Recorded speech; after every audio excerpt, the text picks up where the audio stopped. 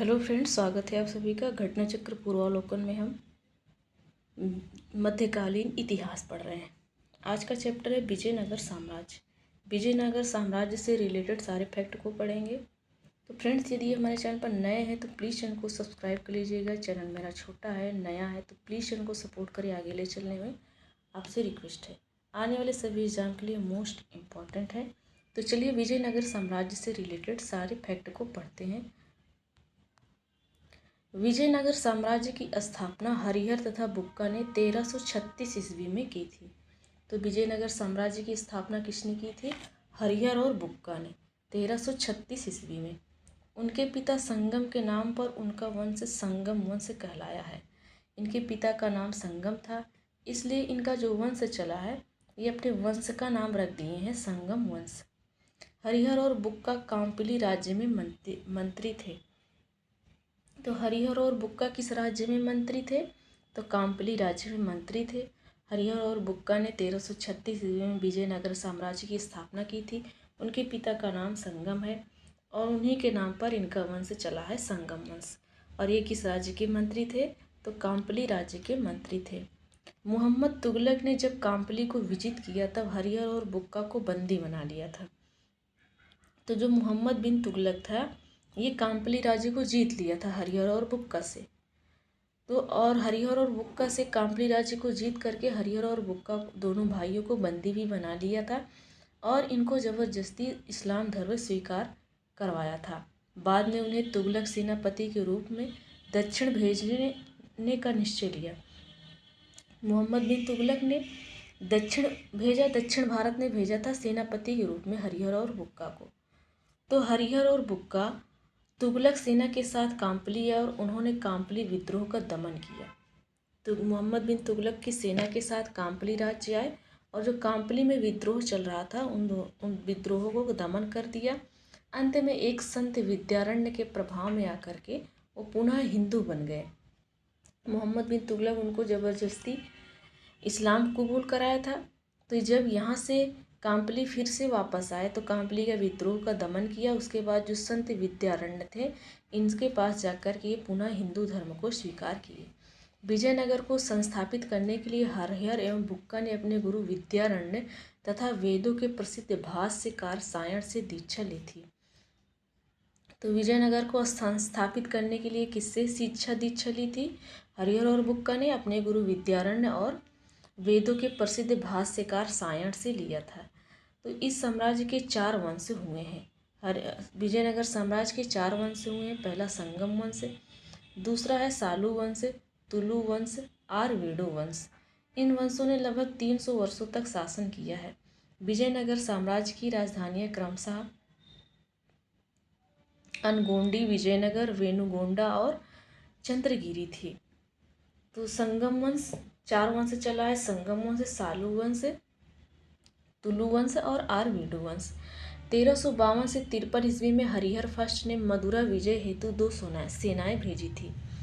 तो हरिहर फर्स्ट जो हरिहर और बुक्का थे उसमें से जो हरिहर था वो 1352 से 53 के बीच में मदुरा को जीतने के लिए अपनी सेनाएं भेजी थी। 2 सेना भेजी थे, एक कुमार सवल के नेतृत्व में और दूसरी कुमार कंपन्य के नेतृत्व में।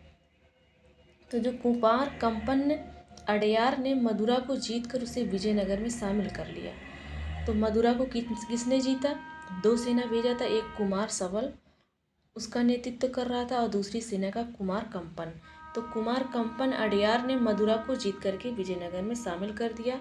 उसकी पत्नी गंगा देवी ने अपने पति की विजय का अपने ग्रंथ मदुरा विजयम में सजीव वर्णन किया है। तो इसकी पत्नी का क्या नाम था? कुमार कंपन के पत्नी का नाम था गंगा देवी। तो गंगा देवी जी की पुस्तक है मदुरा विजयम। मदुरा विजयम में इसकी इस विजय का उल्लेख मिलता है। कुमार कंपन बुक्का राय प्रथम का पुत्र था। कुमार कंपन कौन था? एक था हरिहर और बुक्का। तो जो बुक्का था उसका पुत्र था कुमार कंपन। तो दूसरा 1377 से 1404 ईस्वी सिंहासन पर बैठा। तो जो 1377 ईस्वी में बुक्का की मृत्यु होगी, उसके बाद उसका पुत्र हरिहर द्वितीय, उसका पुत्र कौन था? हरिहर द्वितीय 1377 से 1404 ईस्वी में सिंहासन पर बैठा। तो कुमार कंपन कौन था? बुक्का राय प्रथम का पुत्र था और 1377 ईस्वी में बुक्का की मृत्यु हो गई। तो बुक्का की मृत्यु हो गई 1377 में। और बुक्का और हरिहर दोनों भाई थे, लेकिन बुक्का का जो पुत्र था वो अपने पुत्र का नाम हरिहर रखा था। क्या रखा था? हरिहर द्वितीय। एक तो इसका भाई था हरिहर, तो ये हरिहर फर्स्ट हो गया और इसका बेटा क्या हो जाएगा? हरिहर सेकंड। तो हरिहर सेकंड सिंहासन पर बैठा 1377 से 1404 ईस्वी तक था। उसने महाराजा धीराज की उपाधि धारण की थी। कौन? हरिहर द्वितीय। और हरिहर द्वितीय कौन था? बुक्का का लड़का था। तो ये थोड़ा सा कन्फ्यूजन वाला है। अपने भाई के नाम पर अपने लड़के का नाम रखा था। उसने कनारा, मैसूर, चित्रन्नापल्ली, कांची आदि प्रदेशों को जीता और श्रीलंका के राजा से राजस्व वसूल किया था। कौन? हरिहर द्वितीय। हरिहर द्वितीय ने कनारा, मैसूर, त्रिशनापल्ली, कांची इन सभी प्रदेशों को जीत लिया और श्रीलंका से भी राजस्व वसूल किया करता था। हरिहर द्वितीय की सबसे बड़ी सफलता पश्चिम में बहमनी राज्य से बेलगांव और गोवा छीनना था। ये पश्चिमी राज्य में क्या किया था? बहमनी राज्य से लेकर के बेलगांव और गोवा को छीन लिया था। वह शिव के विरूपाक्ष स्वरूप का उपासक था। किसका उपासक था? जो शिव का एक रूप है विरूपाक्ष रूप, उस रूप में शिव का उपासक था। चंद्रगिरी के सामंत नरसिंह सालू ने संगम वंश के अंतिम शासक प्रौढ़ देवराय को पदच्युत करके 1485 ईस्वी में सिंहासन पर अधिकार कर लिया। तो कौन? चंद्रगिरी के सामंत नरसिंह सालू ने संगम वंश के अंतिम शासक कौन थे? प्रौढ़ देवराय। संगम वंश का अंतिम शासक प्रौढ़ देवराय को पद पर खाली करके 1485 ईस्वी में सिंहासन पर अधिकार कर लिया। कौन? चंद्रगिरी का सामंत था नरसिंह सालू। चंद्रगिरी का सामंत था नरसिंह सालू। तो ये जो संगम वंश का अंतिम शासक था प्रौढ़ देवराय। देखो प्रौढ़ मतलब क्या होता है? बुढ़ा, और अंतिम था मतलब कि ये बुढ़ा था। ऐसे ही रिलेट कर लेंगे याद करने के लिए। इनको पद से खाली कराकर सिंहासन पर अधिकार कर लिया नरसिंह सालू। और एक नवीन राजवंश सालू वंश की स्थापना कर दिया अपने नाम पर। वीर नरसिंह ने नरसिंह सालू के पुत्र इम्माडी नरसिंह या सालू वंश का अंतिम शासक को पदच्युत करके सिंहासन पर अधिकार कर लिया। तो देखिए यहाँ पर कहानी क्या कह रहा है?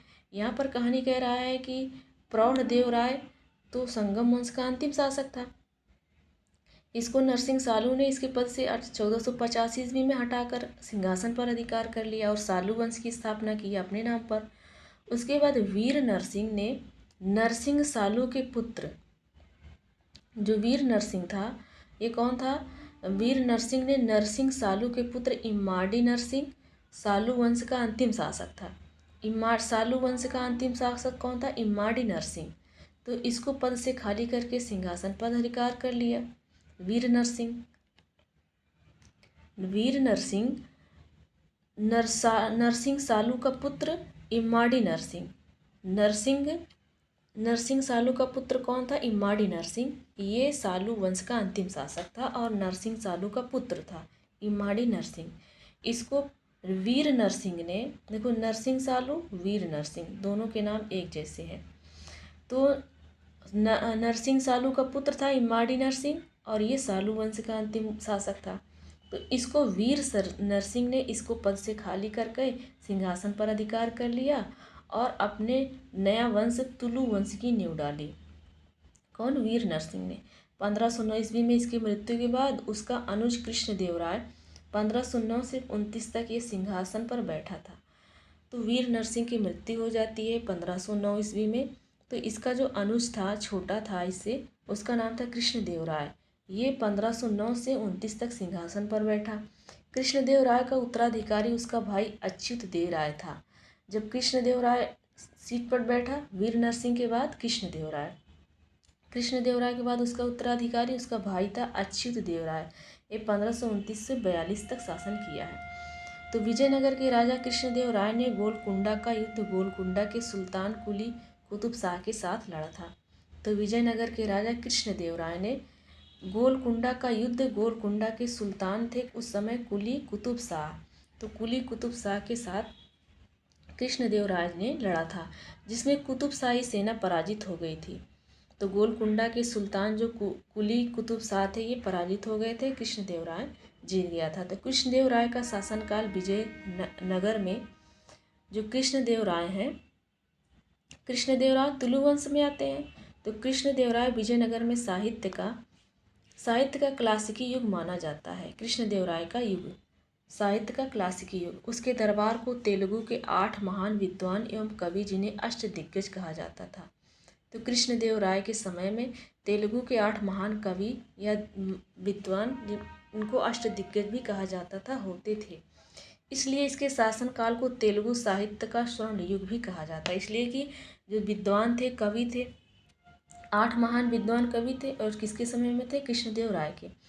और ये महान जो कवि थे, विद्वान थे, कैसे थे, किस भाषा के? तेलुगु के थे, इसलिए तेलुगु साहित्य का स्वर्ण युग भी इसे कहा जाता है। कृष्णदेव राय ने आंध्र भोज की उपाधि धारण की थी। किसकी? आंध्र भोज की। और देखो आंध्र प्रदेश में तेलुगु उस समय बोली भी जाती है, तो ऐसे रिलेट कर लेंगे याद करने के लिए। कृष्णदेव राय स्वयं एक उत्कृष्ट कवि और लेखक था। खुद कृष्णदेव राय एक कवि और लेखक था। उसकी प्रमुख रचना ही है आमुक्तमाल्यद थी, जो तेलुगु भाषा के 5 महाकाव्यों में से एक है। तो आमुक्तमाल्यद कृष्णदेव राय की रचना थी और ये किस भाषा में थी? तेलुगु भाषा में थी, जो 5 महाकाव्यों में से एक थी। उसने नागलपुर नामक नगर भी बसाया था। नागलपुर नामक स्थान नगर की भी स्थापना किया था। नगर का क्या नाम है? नागलपुर। उसने हजारा एवं विट्ठल स्वामी नामक मंदिर का निर्माण करवाया था। तो कौन सी मंदिर? एक हजारा मंदिर और एक विट्ठल स्वामी मंदिर। हजारा मंदिर और विट्ठल स्वामी मंदिर। तो कृष्णदेव राय ने हजारा मंदिर और विट्ठल स्वामी नामक मंदिर का निर्माण कराया था। उसके समय में पुर्तगाली यात्री डोमिंगो पायस ने विजयनगर साम्राज्य की यात्रा की थी। तो कृष्णदेव राय के समय में, उसके शासन में पुर्तगाली यात्री आया था। कौन? Domingo Paes. कृष्णदेव राय के समय में पुर्तगाली यात्री डोमिंगो पायस आया था। डोमिंगो पायस आया था विजयनगर साम्राज्य में। बाबर ने अपनी आत्मकथा में कृष्णदेव राय को भारत का सबसे शक्तिशाली शासक बताया है। तो बाबर की जो अपनी आत्मकथा है,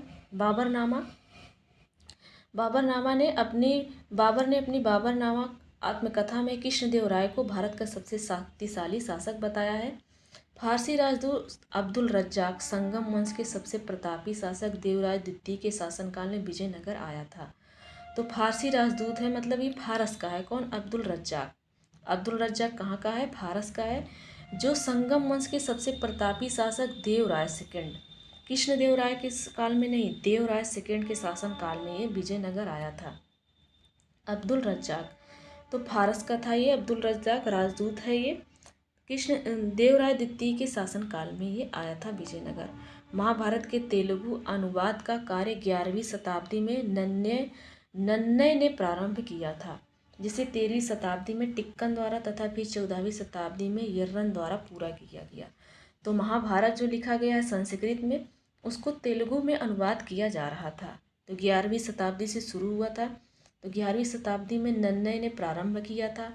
तो इन्होंने 13वीं शताब्दी तक लिखा। फिर 13वीं शताब्दी में टिक्कन ने शुरुआत कर दिया। 14वीं शताब्दी में यर्रन ने पूरा कर दिया। तो महाभारत का अनुवाद हो गया तेलुगु में 11वीं शताब्दी से स्टार्ट हुआ, 14वीं शताब्दी में कंप्लीट हो गया। ये तीनों तेलुगु साहित्य के कवियत्र के रूप में विख्यात हैं। ये तीनों कवि कैसे हैं? तेलुगु साहित्य के कवि हैं। कौन कौन? ये हम नन्नय और कौन है?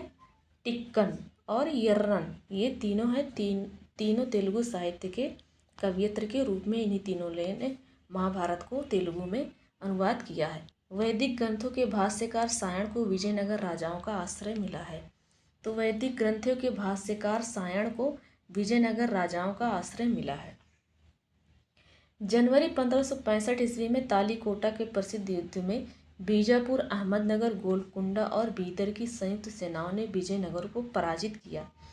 तो 1565 ईस्वी में, जनवरी के महीने में, कब? 1565 में तालीकोटा के प्रसिद्ध युद्ध में। कौन सा युद्ध हुआ था? तालीकोटा का। ये प्रसिद्ध युद्ध है, तालीकोटा का युद्ध बहुत प्रसिद्ध युद्ध है। तो किसने मिलकर के? बीजापुर, अहमदनगर, गोलकुंडा, बीदर। देखो बा से 2 है, बीजापुर, बीदर। उसके बाद अहमदनगर, गोलकुंडा। इन चारों ने मिल करके, संयुक्त सेनाओं ने मिल करके विजयनगर को पराजित कर दिया था। कौन सा युद्ध था? तालीकोटा का युद्ध था। तालीकोटा का युद्ध बहुत ही फेमस है। किस सन में हुआ था? 1565 में हुआ था। किस महीने में हुआ था? तो जनवरी में हुआ था। किन लोगों ने मिलकर विजयनगर को पराजित किया? तो बीदर, बीजापुर, अहमदनगर, गोलकुंडा।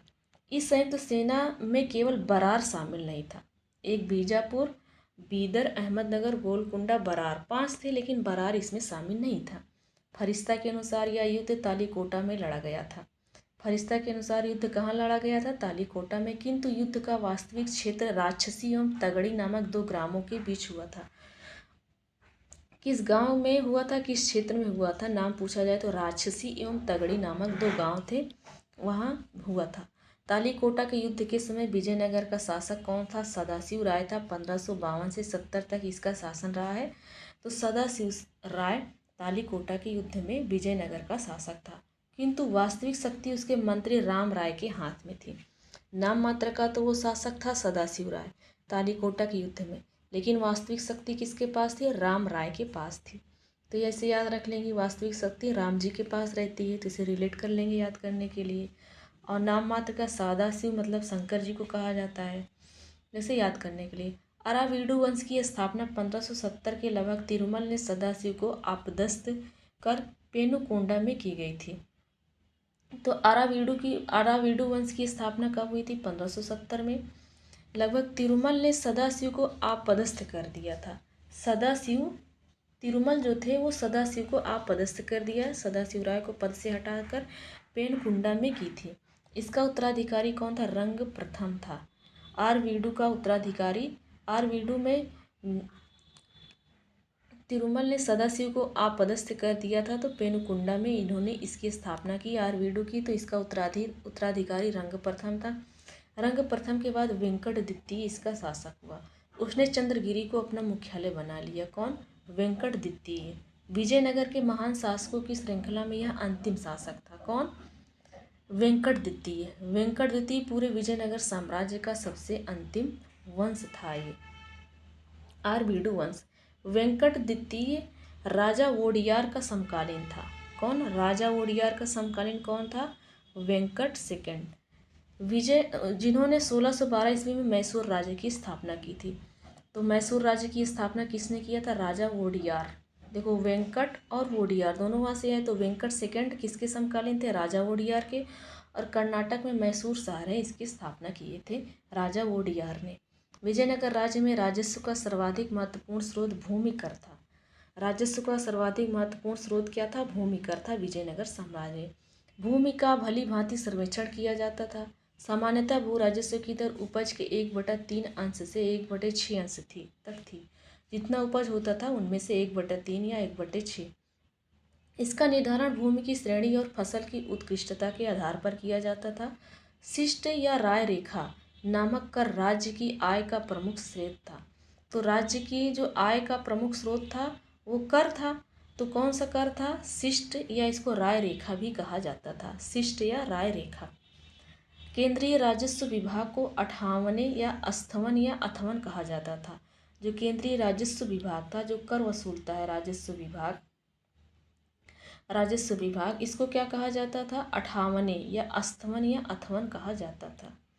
हम्पी के खंडहर वर्तमान ये उत्तरी कर्नाटक में स्थित है। कौन? हम्पी कर्नाटक के उत्तर में स्थित है। हम्पी के खंडहर विजयनगर साम्राज्य की प्राचीनतम राजधानी का प्रतिनिधित्व करती है।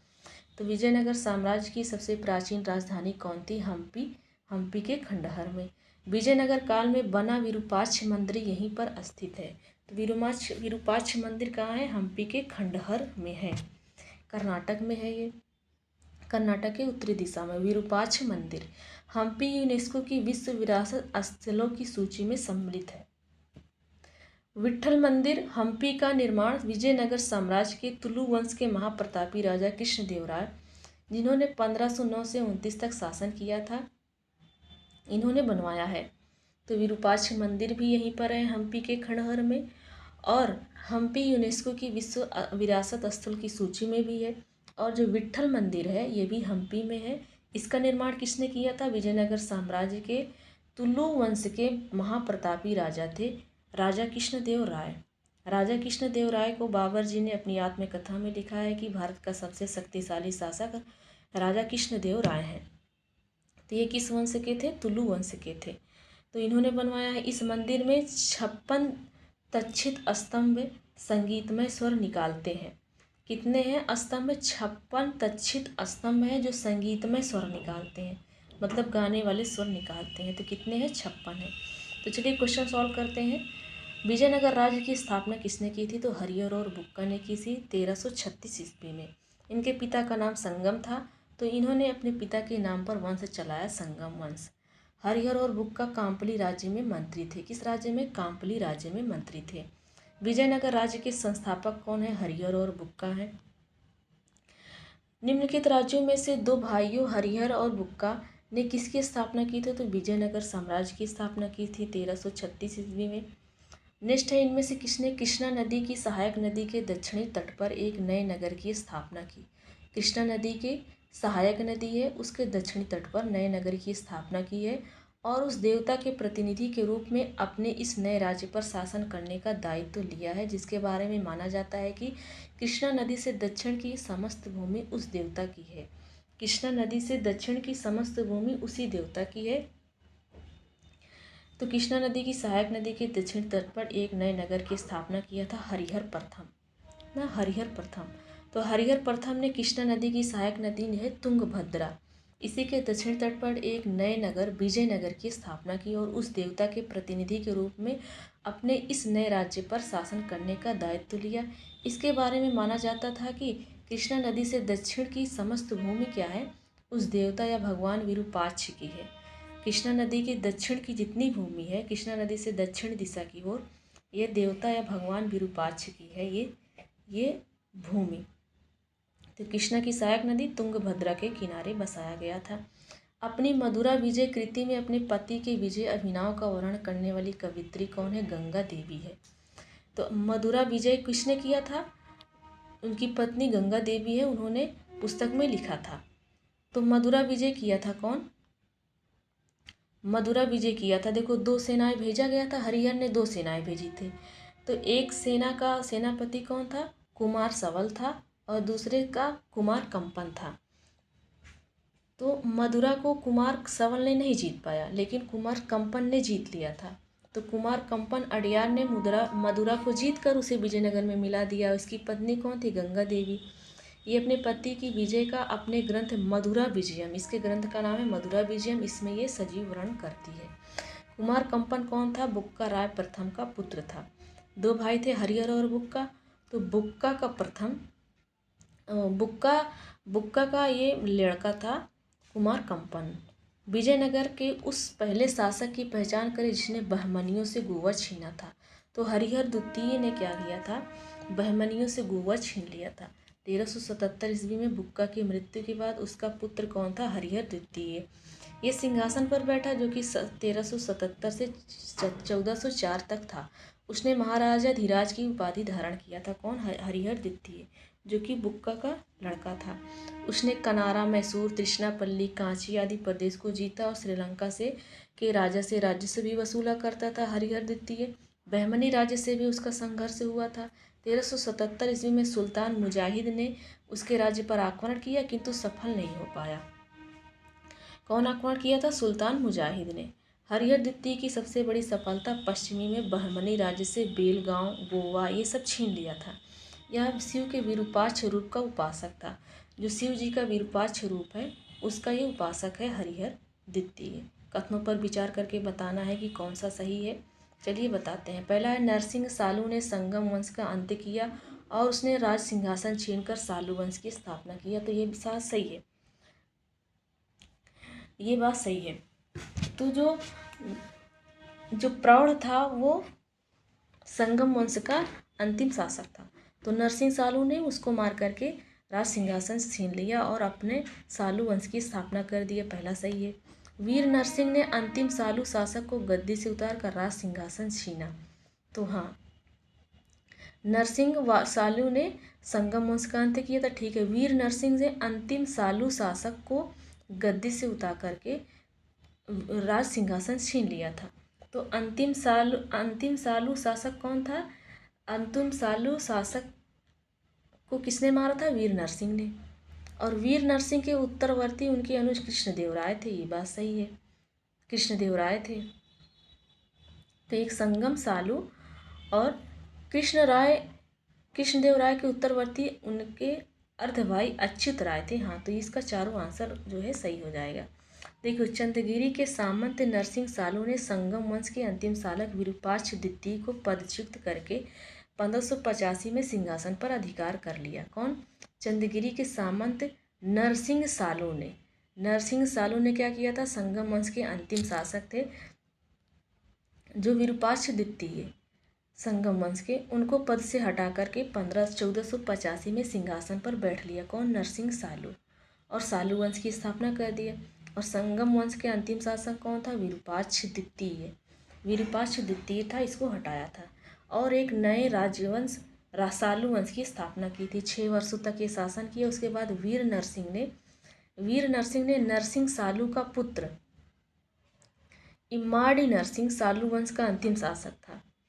तो जो नरसिंह सालू का पुत्र था वो कौन था? इम्माड़ी नरसिंह, जो सालू वंश का अंतिम शासक था। तो वीर नरसिंह ने इसको पदच्युत करके सिंहासन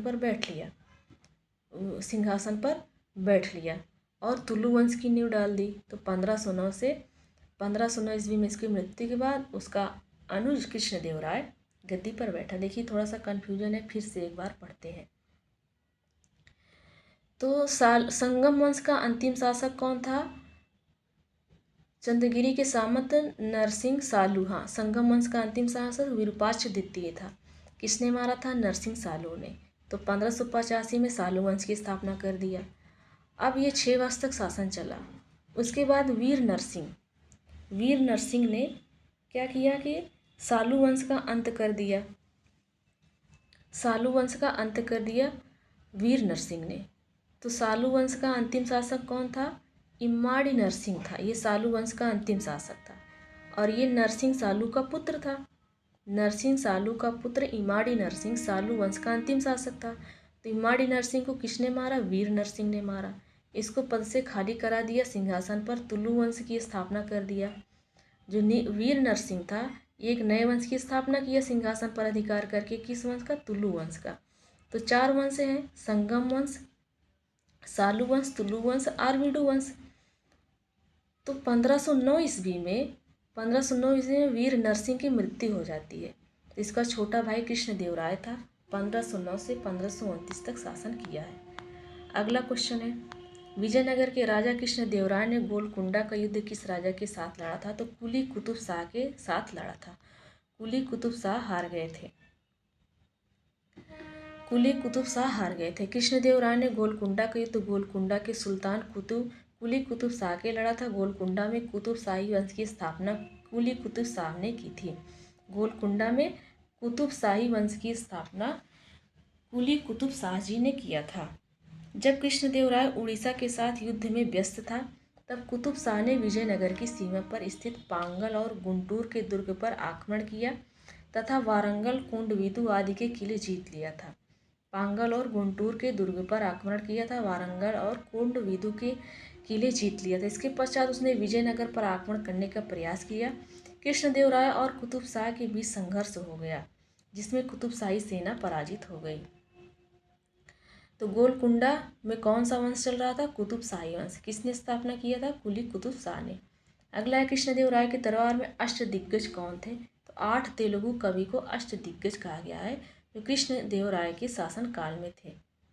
तो कृष्णदेवराय का शासनकाल विजयनगर में साहित्य का क्लासिकी युग माना जाता है, इसलिए कि तेलुगु भाषा के कवि विद्वान थे इसके समय में। इसके दरबार को तेलुगु के 8 महान विद्वान एवं कवि, जिन्हें अष्टदिग्गज कहा जाता है। इसके शासनकाल को तेलुगु साहित्य का स्वर्ण युग भी कहा जाता है। कृष्णदेवराय के शासनकाल को तेलुगु साहित्य का स्वर्ण भी कहा जाता है। कृष्णदेवराय ने आंध्र भोज की उपाधि धारण की थी। अष्टदिग्गज तेलुगु कवियों में पेड्डानस और प्रमुख था। 8 कवियों में से एक कवि का नाम है पेड्डाना, ये सबसे प्रमुख था, जो संस्कृत और तेलुगु दोनों भाषाओं का ज्ञाता था। तेलुगु भाषा भी जानता था, संस्कृत थी। उसकी प्रमुख रचना कौन है? स्वरोचित, संभव और मनुचरित। स्वरोचित संभव और मनुचरित पिड्डाना की सर्वप्रथम रचनाएं हैं। कृष्णदेवराय स्वयं एक उत्कृष्ट कवि और लेखक था। इसकी पुस्तक का नाम है, इसकी रचना की आमुक्तमाल्यद थी, जो तेलुगु भाषा के 5 महाकाव्यों में से एक है। तो कृष्णदेवराय की रचना कौन थी? आमुक्तमाल्यद, जो कि तेलुगु भाषा में है, 5 महाकाव्यों में से एक है आमुक्तमाल्यद, कृष्णदेवराय की है। इसके अतिरिक्त कृष्णदेवराय को कला और निर्माण कार्य में भी रुचि थी। उसने नागलपुर नामक नगर की स्थापना किया था। कृष्णदेवराय ने कौन से नामक नगर का बसाया है? नागलपुर। किसने आंध्र भोज भी कहा जाता है? तो कृष्णदेवराय को। अष्टदिग्गज किस शासन से संबंधित थे? तो अष्टदिग्गज कृष्णदेवराय से संबंधित थे। अगला क्वेश्चन है, प्रसिद्ध विजयनगर शासक कृष्णदेवराय के अधीन किस साहित्य का स्वर्ण युग था? तो तेलुगु का था।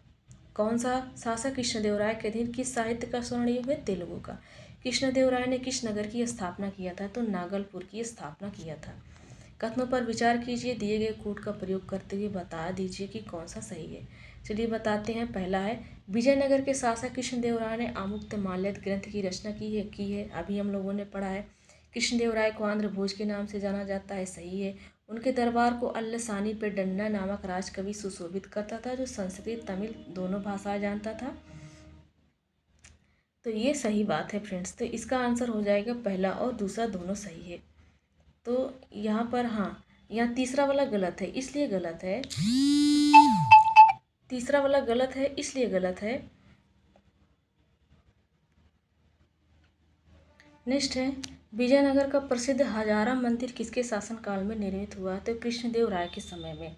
तो विजयनगर का प्रसिद्ध हजारा मंदिर कृष्णदेवराय के शासनकाल में निर्मित हुआ है।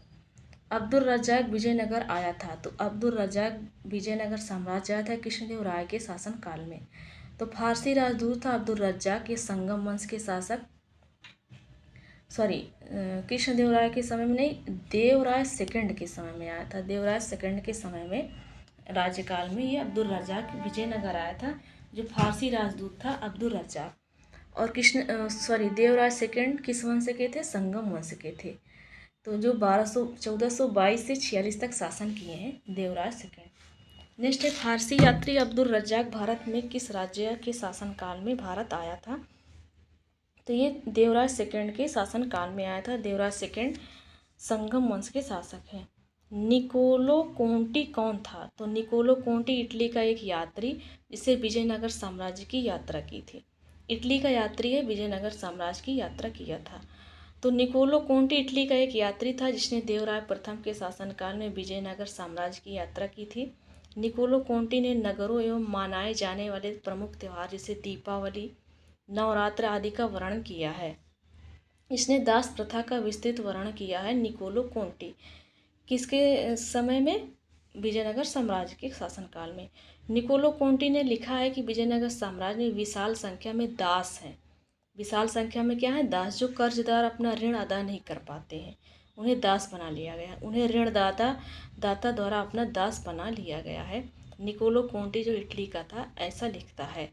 पुर्तगाली लेखक नूनीज ने के अनुसार विजयनगर साम्राज्य में महिलाएं निम्नलिखित में से किस क्षेत्रों में निपुण थीं? नूनीज ने बताया है कि महिलाएं विजयनगर साम्राज्य में किसमें निपुण थी? तो ये लेखाकरण भी थी, भविष्यवाणी भी थी। क्या थी? लेखाकरण भी थी, भविष्यवाणी भी थी। तो लेखाकरण भी थी, भविष्यवाणी भी थी, कुश्ती भी खेलती थी, ज्योतिषा शास्त्र भी थी। तो पुर्तगाली लेखक पुर्तगाल का था फर्नाओ नूनीज। वे विजयनगर शासक के अच्युत राय से शासनकाल के दौरान भारत की यात्रा किया था। कृष्णदेवराय का कौन था उत्तराधिकारी? अच्युत राय था। तो इसके समय में पुर्तगाली लेखक फर्नाओ नूनीज यात्रा किया था। तो कुछ समय तक अच्युत राय के दरबार में भी ये रहा है। नूनीज घोड़े का व्यापारी था। नूनीज के अनुसार विजयनगर साम्राज्य में महिलाएं कुश्ती, ज्योतिषा शास्त्र, लेखाकरण, भविष्यवक्ता, संगीत, नृत्य में, ये सभी में निपुण थी। राजप्रसाद में रहने वाली इन स्त्रियों में से सैकड़ों को राजा लोग अपने साथ युद्ध क्षेत्र में ले जाते थे। राजा लोग अपने साथ युद्ध क्षेत्र में भी ले जाते थे। कथन बताना है कि कौन सा सही है। महाभारत के तेलुगु अनुवाद के लिए बताना है। तो हम लोगों ने पहले पढ़ा था कि एक नन्नय थे लिखने में, एक टिक्कन थे ना। कम्मन और कुट्टन का तो हम लोगों ने नाम ही नहीं पढ़ा, तो तीसरा और चौथा आंसर हो जाएगा। और एक कौन थे, 11वीं शताब्दी से शुरू हुआ, 14वीं शताब्दी तक खत्म हो गया। और एक यर्रन थे, नन्ने और टिक्कन यर्रन। तो स्टार्ट नन्ने ने किया है 11वीं शताब्दी से, 13वीं शताब्दी में टिक्कन और 14वीं शताब्दी में यर्रन ने महाभारत को तेलुगु में लिखा है। ये तीनों तेलुगु साहित्य के कवियत्र रूप में विख्यात थे। वैदिक ग्रंथों के भाष्यकार सायण को आश्रय प्राप्त है। तो वैदिक ग्रंथों के भाष्यकार सायण को आश्रय प्राप्त है विजयनगर राजाओं को। जो वैदिक ग्रंथ के भाष्यकार सायण है, ये आश्रय किसको जाता है, विजयनगर के राजाओं को। तो वैदिक ग्रंथों के भाष्यकार सायण को विजयनगर राजाओं का आश्रय मिला है। संगम के 5 पुत्रों ने, जिन्हें हरिहर और बुक्का सर्वाधिक प्रसिद्ध थे। संगम के 5 पुत्र थे, लेकिन हरिहर और बुक्का सबसे ज़्यादा प्रसिद्ध थे। तुंगभद्रा के उत्तरी तट पर स्थित अनेगोंडी दुर्ग के सम्मुख उसके दक्षिण तट पर विजयनगर साम्राज्य शहर एवं राज्य की नींव डाली थी। कौन, हरिहर और बुक्का। तो जो तुंगभद्रा नदी है, कृष्णा की सहायक नदी है, उसी के दक्षिण दिशा में इन्होंने डाला है, दक्षिण दिशा में नींव डाला है विजयनगर साम्राज्य की। अपने इस साहसिक कार्य में उन्हें तत्कालीन प्रसिद्ध ब्राह्मण साधु एवं विद्वान माधव विद्यारण्य तथा उनके दो भाई वेदों के प्रसिद्ध भाष्यकार सायण से प्रेरणा मिली थी। तो उनके भाई वेदों के प्रसिद्ध थे, कौन, भाष्यकार सायण, उनसे मिला था, और माधव विद्यारण्य से मिला था। वैदिक ग्रंथों के प्रसिद्ध भाष्यकार सायण निम्न में से किस एक काल से सक्रिय थे, तो ये विजयनगर साम्राज्य से थे। तो इसका आंसर क्या हो जाएगा, डी ऑप्शन। निम्नलिखित में से किसके राज्यारोहण को 500 वर्ष गुजर गए हैं, तो कृष्णदेव राय को 500 वर्ष गुजर गए हैं। 1509 से 1529 तक इन्होंने शासन किया है। अगला क्वेश्चन है, 1565 में कौन सा प्रसिद्ध युद्ध हुआ था, तो तालीकोटा का युद्ध हुआ था, प्रसिद्ध युद्ध। ये बीजापुर, बीदर, गोलकुंडा, अहमदनगर चारों संयुक्त सेनाओं ने विजयनगर को पराजित किया था। इस संयुक्त सेना में केवल बरार शामिल नहीं था, बस फरिश्ता के अनुसार यह युद्ध तालीकोटा में लड़ा गया था, किंतु वास्तविक क्षेत्र कौन था, राजसी और तगड़ी नामक 2 गांव थे इनके बीच। तालीकोटा के युद्ध के समय विजयनगर का शासक कौन था, सदाशिव राय था, लेकिन ये नाम मात्र का था। वास्तविक शक्ति राम राय के हाथ में थी। राम राय एक योग्य शासक था, जबकि सदाशिव अयोग्य था। उसने बहमनी राज्यों के मुस्लिम शासकों के मध्य फूट डालने का प्रयास किया। तो बहमनी साम्राज्य में मुस्लिम शासक था, तो राम राय ने उसमें फूट डालने का प्रयास किया था, किंतु सफल नहीं हो पाया। तालीकोटा के इसी युद्ध में हुसैन निजाम शाह ने अपने हाथ से राम राय का वध कर दिया। तो तालीकोटा के युद्ध में जो हुसैन निजाम शाह है, इन्होंने अपने हाथ से राम राय का वध कर दिया। किसने किया, हुसैन निजाम शाह राम राय का, इसलिए कि ये चाल चल रहा था राम राय। 1565 में कौन सा प्रसिद्ध युद्ध हुआ था, तो तालीकोटा का युद्ध हुआ था 1565 में। अगला क्वेश्चन है, तालीकोटा का युद्ध लड़ा गया था, तो विजयनगर और बीजापुर, अहमदनगर, गोलकुंडा की संयुक्त सेनाओं के बीच। तालीकोटा का युद्ध हुआ था 1565 में हुआ था। जब राजा वोडियार ने मैसूर राज्य की स्थापना की, तब विजयनगर साम्राज्य का शासक कौन था, तो वेंकट सेकंड था। 1570 ईस्वी में आरवीडू वंश की स्थापना हुई है। लगभग तिरुमल ने सदाशिव को आपदस्थ कर पेनुकोंडा में की थी। इसका उत्तराधिकारी रंग प्रथम था। रंग प्रथम के बाद वेंकट द्वितीय शासक बना था। उसने चंद्रगिरी को अपना मुख्यालय बनाया था। विजयनगर के महान शासकों की श्रृंखला में यह अंतिम वंश था, आरवीडू वंश। वोडियार सेकंड राजा वोडियार के समकालीन थे, वेंकट सेकंड राजा वोडियार के समकालीन थे। 1612 ईस्वी में राजा वोडियार ने मैसूर की स्थापना किया था। विजयनगर साम्राज्य की वित्तीय व्यवस्था की मुख्य विशेषता क्या थी, भू राजस्व थी। क्या थी, भू राजस्व।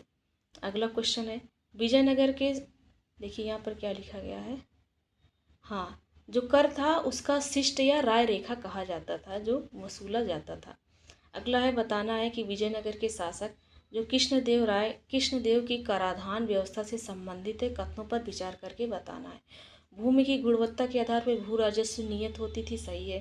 कारखानों के निजी स्वामी एक औद्योगिक कर देते थे, सही बात है। तो दोनों, इसका आंसर सही हो जाएगा, सी ऑप्शन इसका राइट आंसर है।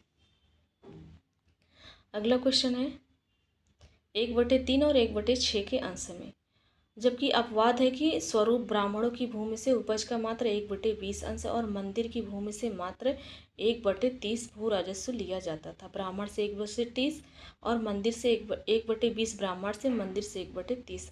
विवाह कर, बागवानी शुल्क, सीमा शुल्क के अतिरिक्त विभिन्न वस्तुओं के उत्पादन पर कारखानों के निजी स्वामियों को एक औद्योगिक कर देना पड़ता था।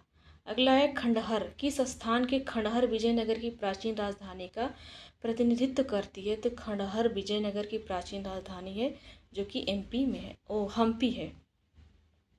वर्तमान में कहाँ है? कर्नाटक के उत्तरी दिशा में है।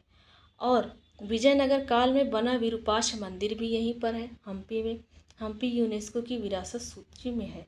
विजयनगर साम्राज्य का अवशेष कहाँ मिलता है? तो हम्पी में मिलता है। कहाँ मिलता है? हम्पी खंडहर कर्नाटक में मिलता है। अगला क्वेश्चन है, विजयनगर के किस शासक ने चीन के सम्राट के पास अपना राजदूत भेजा था? तो चीन के सम्राट के पास बुक्का प्रथम ने अपना राजदूत भेजा था। तो विजयनगर साम्राज्य की स्थापना हरिहर और बुक्का 1336 में किया था। इसने अपने साहसिक कार्य हरिहर बुक्का ने अपने गुरु विद्यारण्य और वेदों के प्रसिद्ध भाष्यकार थे सायण, इनसे प्रेरणा ली थी। किससे? विद्यारण्य से और सायण से। विद्यारण्य इनके गुरु थे, लेकिन वेदों के प्रसिद्ध थे सायण। तो संगमी वंश शासक बुक्का प्रथम, जो 1356 से 77 तक था, 1374 में चीन के सम्राट के पास अपना दूत मंडल भेजा था। कौन? बुक्का। प्रमुख तेलुगु कवि श्रीनाथ किसके दरबार में थे? तो देवराय द्वितीय के दरबार में थे। तो मध्यकालीन तेलुगु कवि श्रीनाथ विजयनगर साम्राज्य के शासक देवराय द्वितीय, जो कि 1422 से 46 तक था, तो वे कोंडावीडू के रेड्डी शासकों के संरक्षण में भी रहे हैं। कौन? श्रीनाथ। श्रृंगार नैषधम उनकी प्रमुख कृति थी। श्रृंगार नैषधम इनकी प्रमुख कृति थी। तो देवराय द्वितीय किसके शासनकाल, किस वंश में थे? संगम वंश में थे। इन्हीं के समय में कौन कवि था? श्रीनाथ था। किसके राज्य में कल्याण मंडप की रचना मंदिर निर्माण का एक विशिष्ट अभिलक्षण था? तो विजयनगर के समाज में कल्याण मंडप था। तो मंदिर निर्माण की शैली में विजयनगर साम्राज्य का प्रमुख योगदान कल्याण मंडप का निर्माण है। तो मंदिर निर्माण की शैली में विजयनगर साम्राज्य में प्रमुख योगदान किसका था? कल्याण मंडप का था। कल्याण मंडप का निर्माण हुआ है मंदिर निर्माण की शैली में विजयनगर साम्राज्य में। धार्मिक उत्सवों के समय देवी देवता की प्रतिमा कल्याण मंडप में स्थापित कर दी जाती थी। इसमें दैवीय विवाहों का आयोजन किया जाता था, देवी देवता के विवाहों का। प्रसिद्ध विजय विट्ठल मंदिर किसके 56 तक्षित स्तंभ में संगीतमय स्वर निकालती है कहाँ स्थित है? हम्पी में स्थित है। तो विट्ठल मंदिर कहाँ है? हम्पी में है। ये 56 तक्षित स्तंभ है जो संगीतमय स्वर निकालते हैं। तुलु वंश का महाप्रतापी राजा कृष्णदेवराय, जो शासन किया 1509 से 29 तक, इन्हें स्थापना कराया है हम्पी के खंडहर में। ये 56 तक्षित स्तंभ में संगीत में स्वर निकालते हैं। कौन सा मंदिर है? विट्ठल मंदिर का, विट्ठल मंदिर है। राजा कृष्णदेवराय ने इसकी स्थापना कराया है। इस मंदिर का निर्माण विजयनगर साम्राज्य की राजधानी हम्पी में किया गया था। तो फ्रेंड्स, यहाँ पर हमारा सेक्शन खत्म होता है। मिलते हैं नेक्स्ट वीडियो में। Thanks for watching.